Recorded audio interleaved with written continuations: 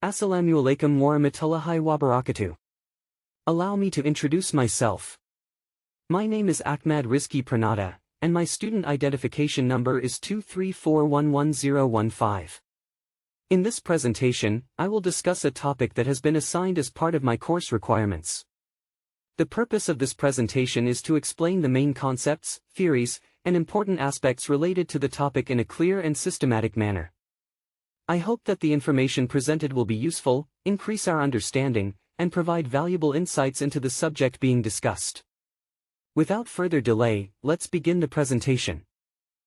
The financial reporting engineering process is the process of preparing and presenting financial statements, which involves various accounting decisions, from recording transactions to communicating information to users.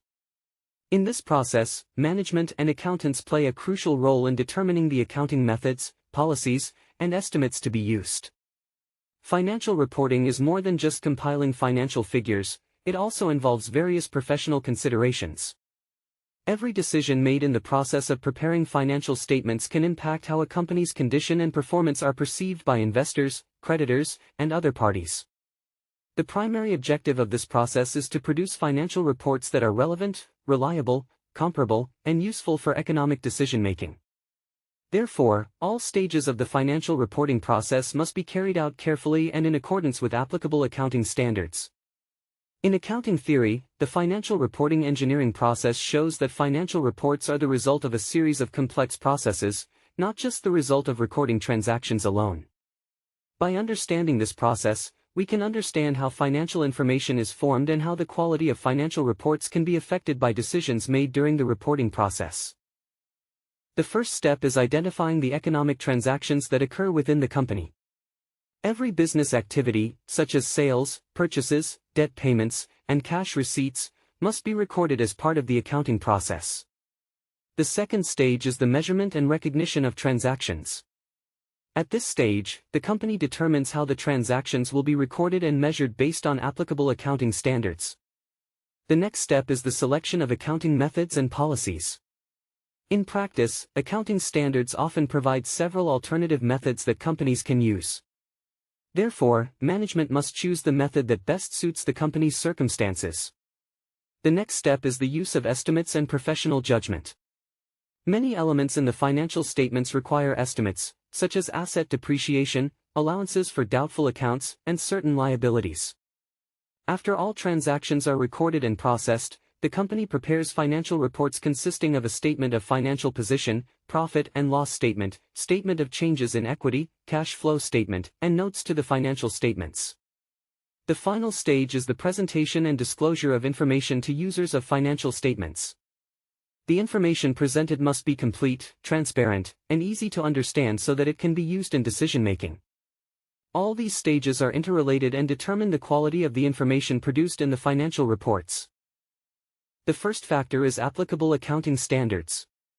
Accounting standards provide guidelines on how transactions should be recorded, measured, and reported. The second factor is the accounting policy chosen by the company. The choice of a particular method can affect the results of the financial statements presented. The next factor is the quality of the company's internal control system. A good control system can help ensure that recorded information is accurate and reliable. Furthermore, management competence and integrity also significantly influence the quality of the financial reporting process. Professional management will be better able to produce objective and transparent financial reports. The role of the auditor is also a crucial factor in this process. Auditors are tasked with examining financial statements to ensure they have been fairly prepared. Then there are the ever-evolving business and regulatory environment. Changing economic conditions, technological developments, and regulatory changes can impact how companies prepare financial statements. Therefore, the financial reporting process must always adapt to developments in the business environment to remain relevant and useful for information users.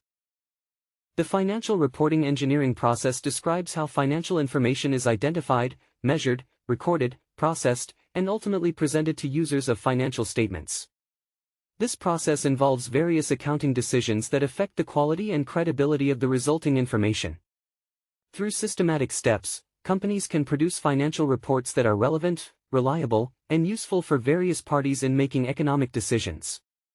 However, the quality of financial reports is determined not only by the available financial data, but also by accounting policies, internal control systems, management competence, and compliance with applicable standards. Furthermore, transparency and integrity are crucial factors in the financial reporting process. The information presented must reflect the company's true condition to enhance the trust of investors, creditors, and other stakeholders. By understanding the financial reporting engineering process, we can see that financial reports are the result of a series of structured processes that require a high level of professional judgment. Therefore, the financial reporting process must be conducted objectively, transparently, and in accordance with applicable accounting principles.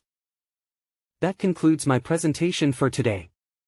In summary, the topic discussed provides important knowledge and insights that help us better understand the concepts and their applications in both academic and practical contexts. I hope this presentation has been informative and has contributed to a deeper understanding of the subject matter. Thank you for your attention and for taking the time to watch this presentation. I sincerely apologize for any mistakes or shortcomings in my explanation. Thank you once again, and have a wonderful day. See you in the next presentation. Wassalamu alaikum warahmatullahi wabarakatuh.